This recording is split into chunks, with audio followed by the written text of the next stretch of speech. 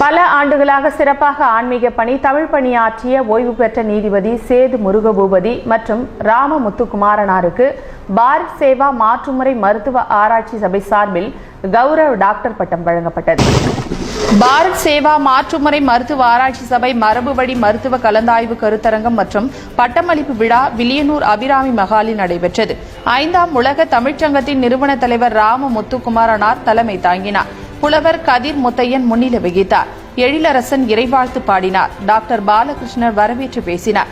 இதில் சிறப்பு விருந்தினராக கலந்து கொண்ட புதுவை ஓய்வு பெற்ற நீதிபதி சேது முருகபூபதி அருணகிரியால் கண்ட மரபு மருத்துவம் என்ற தலைப்பில் உரையாற்றினார்.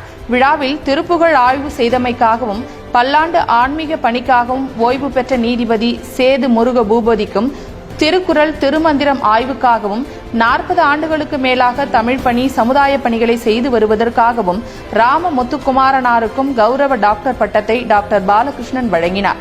வழக்கறிஞர்கள் அமுதவல்லி சம்பத் மகாராஜா ஆகியோர் வாழ்த்துரை வழங்கினர். பாரத் சேவா மாற்றுமுறை மருத்துவ ஆராய்ச்சி சபை நிறுவனர் டாக்டர் சேகர் விழா ஏற்பாடுகளை செய்திருந்தார். விழாவில் தமிழ்ச்சங்கத்தின் பொருளாளர் திருவள்ளுவர், தமிழ் ஆர்வலர் வசந்தம் நாகராஜன் மற்றும் பல மாவட்டங்களிலிருந்தும் மாநிலங்களிலிருந்தும் வந்திருந்த மாற்றுமுறை மருத்துவர்கள் பலரும் கலந்து கொண்டனர்.